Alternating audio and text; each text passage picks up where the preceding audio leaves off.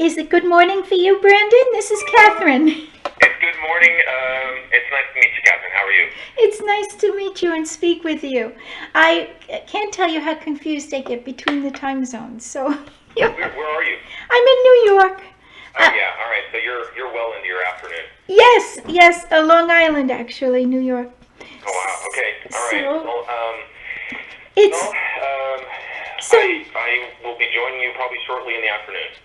Okay, well, now I'm just really pleased to speak with you because I love featuring the heart and soul behind a film or a TV show or any. It's always the music, and I am very partial to that.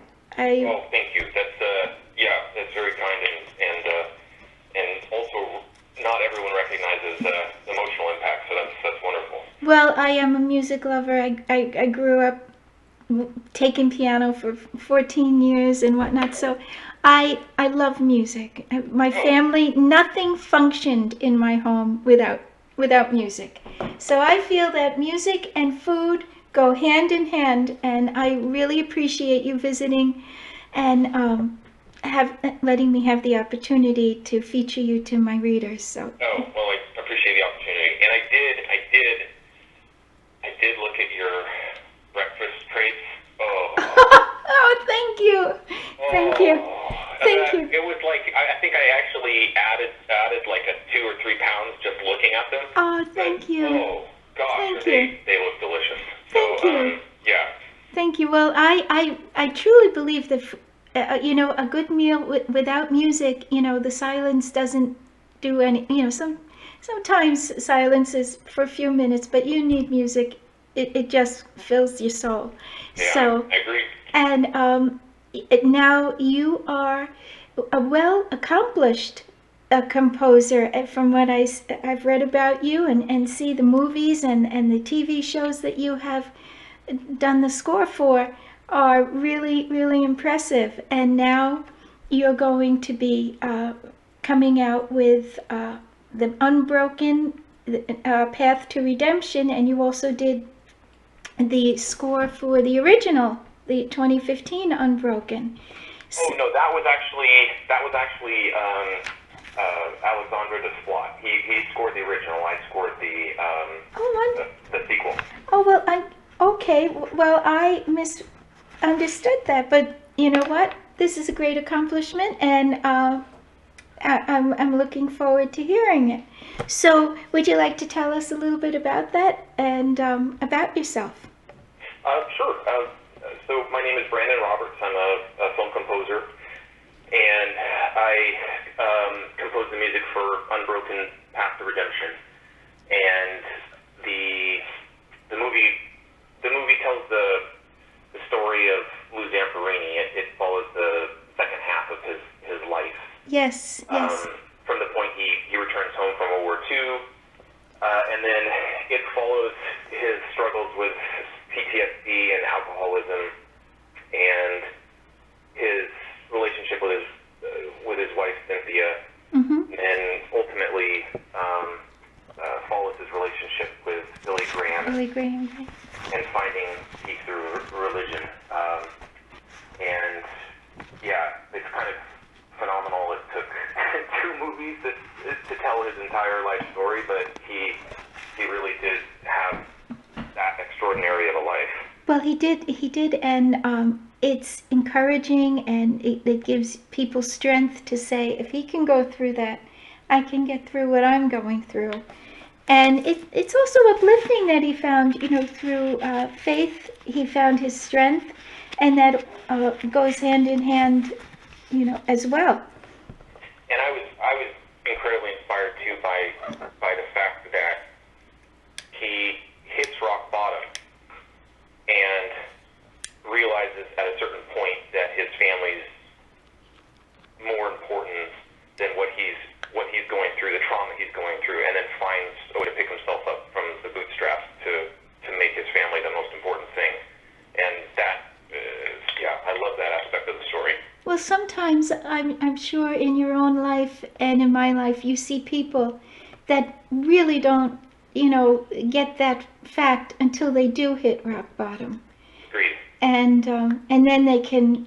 It's like that crash when they actually reach the bottom floor, is what wakes them up. And I think it's, in this case, it was fortunate that he didn't lose them, and it's a testament to Cynthia, Cynthia's strength, how dedicated she was to him, and I think the film reflects this quite well. She stuck by him and helped him through, and it's as much a love story as it is a spiritual story. It's very inspiring. Well, you know what? With most spiritual stories, there's love that's interwoven throughout. And I'm sure everyone would love to know how you prepared for it. And the time period is a different time period. The music had a different sound back then, which I love that as well. I love the sound of the era that he came from. Actually, I love all music, but how did you prepare for it? Well, I love the original film, and I loved Alexander Desplat's score, and I thought that the tone they set with it in terms of the use of orchestra and some traditional Japanese instruments was right, and I thought it fit well into the time period. Mm-hmm. So I discussed at length with Harold Kronk, the director, and Matt Baer, who is actually the producer on the original film as well, and the other producer, Lisa Gooding.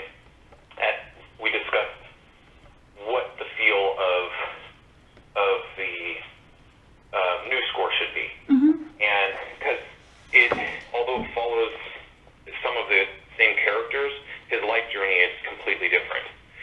So the idea behind it was to try to keep some of the elements that were set by the original film tonally, but then to add to them with new thematic ideas and new melodic ideas, and then most importantly was to try to create a new sonic world for his struggles with PTSD and alcoholism, and that actually became the most in-depth aspect of the score when approaching it.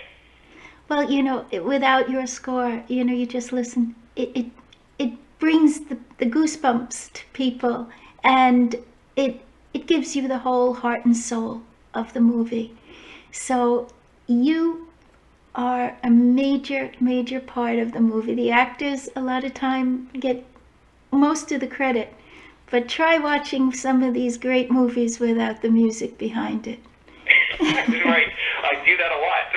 I do that a lot. That's one of the funny aspects of starting on a film. I always start with watching the cut with no music and having a complete panic attack of how this is all going to work musically, and I generally eat a whole box of honeycomb cereal, which but then I jump into exploring the sounds of the film and or the sounds of the music for the film. Well, I'm glad that you're being highlighted, and composers are beginning to be highlighted again, because you go back and you just had so many great movies with so many great scores, and you'd go out and you'd buy the soundtrack and the album to movies, and from Mondo Kane to Henry Mancini and Leonard Bernstein, on and on and on. And now we really have to get back to that, to the great music behind the movie. And with some of the movies that you've done, I think that you're a good start. Thank you. I mean, in the case of Unbroken, Path to Redemption, all three, Harold and Matt and Lisa, all three of the filmmakers loved music. They loved old scores, they loved new scores. Yes. But they really encouraged an evocative score that would almost harken back to the scores you're mentioning. Yeah, I guess I'm giving away, right? Because I just love old movies. I just love them. And I think too, the there's moments like in the movie, there's moments when it gets big and melodic, and there's recognizable themes, and there's you know, dark, incredibly dark moments where I actually, one of the things I did with early on was to try to create like a sonic world for the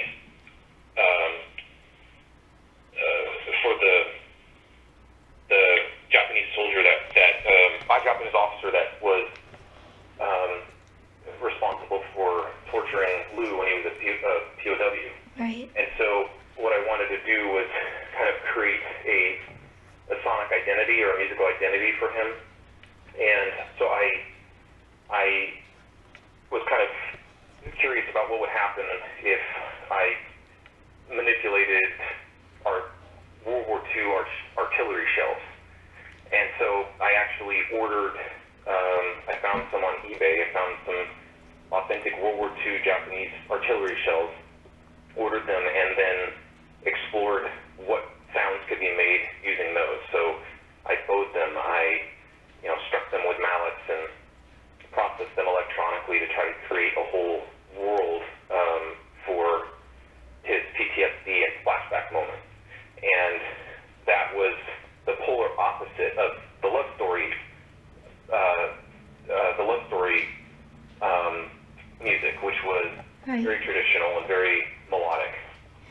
Right, right. Well, that you probably just have to put your whole heart and soul and put yourself there and how you were feeling, and by what you did, you really kind of went the extra step by ordering these Japanese artillery shells.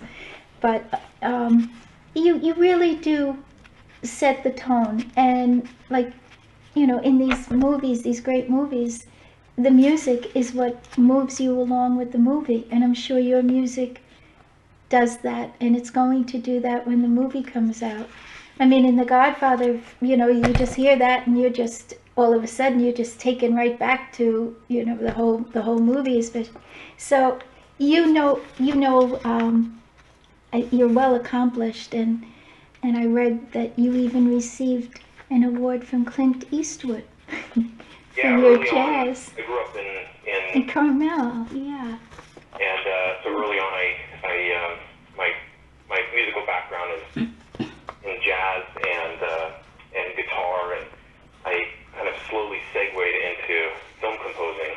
But yeah, music's been a huge part of my life since I was a kid. Oh, it has to be. It has to be, and it should be a part. I wish it was a part of everyone's life, and they would just hear not just one type or one sound, but hear the whole gamut of what there is to offer in music. And without music, you can't. It's hard to exist. Yeah, I agree. In the silence, of your own mind. So I can't wait for this to come out, especially that I've gotten to speak with you, and now I know the voice and the person behind the music that's being made in this film, and from what I read, you have quite a resume of films. Oh, well, yeah, I've been around for a little while, so it takes a few years to build them all up, but. Well, it's very impressive. Wolverine, and even the Die Hard, Unbroken, and Scream, and I mean, I was like, wow, you really did a lot of music out there. Good for you. Thank you. Yeah, I've been very lucky to collaborate with some wonderful composers as well. So and I'm sure you learn from them, and they learn from you, and you just draw on the music from each other, and it just happens. Yes. It just happens. Well, and as I say, I think it's very appropriate that I get to introduce you to my readers, and I'm sure many of them will recognize your films, because music and good food and good wine go hand in hand, and good company. Agreed. And yeah, Italian in me that I'm a huge lover of food. Oh, good for you. Well, yeah, my family, I don't know if you read my background, but that's my new little dog. My family came from, my mom from southern Italy and my dad from northern Italy. And so there was just constant food and music and noise. Very noisy people. But it's a happy noise, if you know what I mean. It's just a happy noise, and they've always, and then when you're in the silence without that noise, because they're not here any longer, it's really different. So I try to bring that, I tried to bring that to my kids as they grew up, to appreciate all of that. And I see that you will carry on with the good music. So it's an honor and pleasure to speak with you. What are some of your favorite people who have scored movies before you go? I'm sorry? What are some of your favorite people who have scored, great movies? Well, I'm a complete sucker for John Williams. I mean, he was probably the reason I got started in film composing. His score to Empire Strikes Back still blows me away as one of the great scores ever written.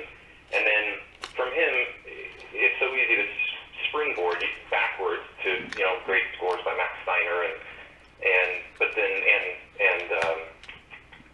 Bernard Herrmann.